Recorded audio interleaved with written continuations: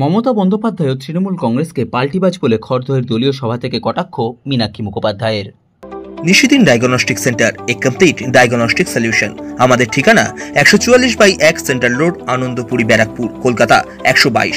আমাদের যোগাযোগ 9875338719। তৃণমূল কংগ্রেস সুপ্রিমো তথা পশ্চিমবঙ্গের মুখ্যমন্ত্রী মমতা বন্দ্যোপাধ্যায়কে পাল্টিবাজ দল ও পাল্টিবাজ নেত্রী বলে খড়দহের দলীয় সভা থেকে আক্রমণ করলেন ভারতের গণতান্ত্রিক যুব ফেডারেশনের রাজ্য সম্পাদক মীনাক্ষী মুখোপাধ্যায়। তিনি ইন্ডিয়া জোট নিয়ে মমতা বন্দ্যোপাধ্যায়ের অবস্থান বদল সহ রাজ্যের তৃণমূল নেতাদের দুর্নীতির সঙ্গে যুক্ত থাকার বিষয়ে এই দিনের দলীয় সভায় বক্তব্য রাখতে গিয়ে কটাক্ষ করে বলেন, পাল্টিবাজ পার্টি, মমতা ব্যানার্জি পাল্টিবাজ নয়। কি বললো প্রথমে? বললো ইন্ডিয়ার নামটা আমি দিয়েছি, বললো না? তারপর বললো আমি আছি। তারপরে ভাবলো যে একাই কেল্লা ফতে করে নেবে, তখন বললো আমি ইন্ডিয়া ফিন্ডিয়াতে নাই। তারপরে যেই দেখলো যে মোদির বেলুন চুপসে যাচ্ছে আর ইন্ডিয়া ব্লক প্রতিদিন ফুটে উঠছে, এবারে ভাবছি কি করব। গায়ে কথা আছে, টিকটিকির দৌড় বাঁধার গোড়া। টিকটিকি মনে করুন ঘরে ঢুকেছে, তো আপনি পা দিয়ে থাপ্পড় দেবেন, হাততালি দেবেন, ও তো ছুটে ছুটে যাবে। কিন্তু কত দূর যায়? ঠাকুমা বলতো বাদার গোড়া অবধি যাবে, মানে বেড়া অবধি যাবে, ফিরে আবার সন্ধ্যাবেলা বাড়ি আসবে।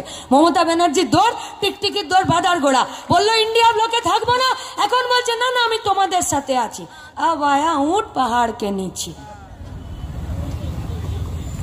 যা যা গিলেছে সব বমি করাতে হবে, যা যা গিলেছে কিচ্ছু বাদ দেওয়া যাবে না। কত বড় পাল্টিবাজ নেতা, বাসের থেকে কঞ্চি দড়ো। এখন তো বোঝা যাচ্ছে না নতুন তৃণমূল বেশি শক্তিশালী না পুরনো তৃণমূল বেশি শক্তিশালী।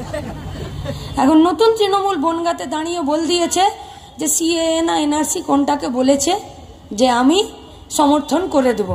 দিদি বলছে তো ভাইপো আমাকে বিপদে ফেলে দিল, তো বকাটে ছেলে চিরকাল বাড়ির বড়দেরকে বিপদে ফেলে দিয়েছে, বলছে আমিও সমর্থন করব।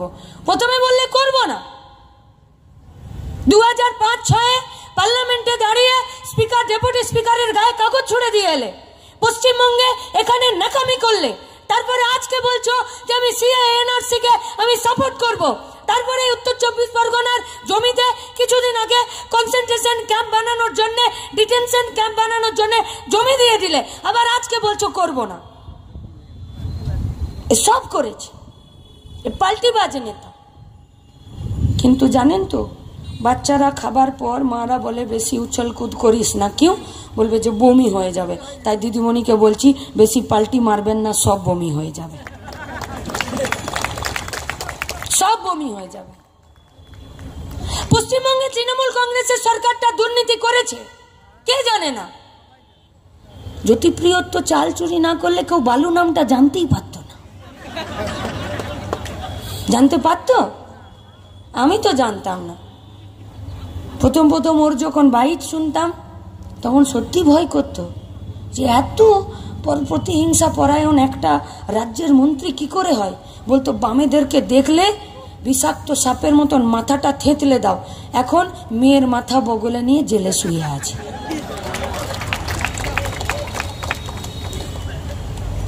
সবার দিন শেষ হয়, সবার। মাথার সূর্য দুপুর 12টার মতন চিরকাল থাকে না, সন্ধে 6টার সূর্য হয়, আর তার জন্য তৈরি থাকতে হয়। শুধু মানুষকে রাস্তায় পিঠের সিট দ্বারা সোজা করে দাঁড়িয়ে থাকতে হয়। হয়েছে? দুর্নীতি করেনি অনুব্রত? এ তো পুলিশের গাড়িতে বোম ছোড়ো ছাড়া কথাই শুরু করতো না। আজ দেখুন বেচারা মেয়েটাকে পর্যন্ত মমতার কথাতে উঠে বসে মেয়েটাকে পর্যন্ত বিপদগ্রস্ত করে দিল। ও তো এই পশ্চিমবঙ্গের যুব সমাজের একটা অংশ। ও তো একটা বাপ হয়ে তো তার উচিত হয়নি যে একটা মেয়েকে বাড়িতে টিকটক করে স্কুল না যেতে দিয়ে আর স্কুলের রেজিস্টার খাতাটা ঘরে বসিয়ে সই করতে? তাহলে পশ্চিমবঙ্গের তৃণমূল কংগ্রেসের সরকার প্রত্যেকটা বাপকে আর প্রত্যেকটা ছেলে মেয়েকে আজকে দুর্নীতিগ্রস্ত করার জন্য রাস্তা তৈরি করে দিয়েছে, আর অনুব্রতরা সেই রাস্তায় চলেছে।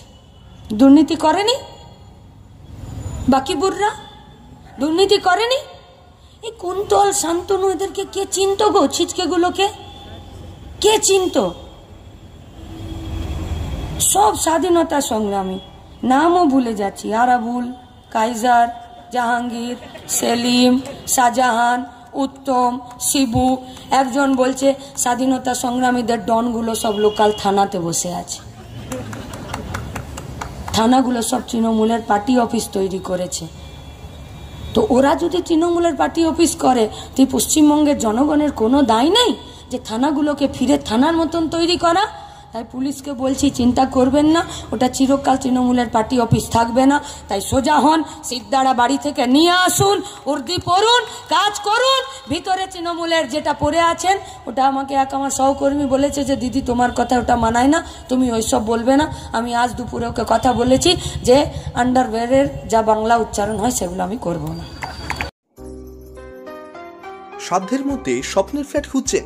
লাবণ্য গ্রুপের পক্ষ থেকে ব্যারাকপুর হরিসভা মন্দিরের নিকটে সোনাঝুরি আবাসন।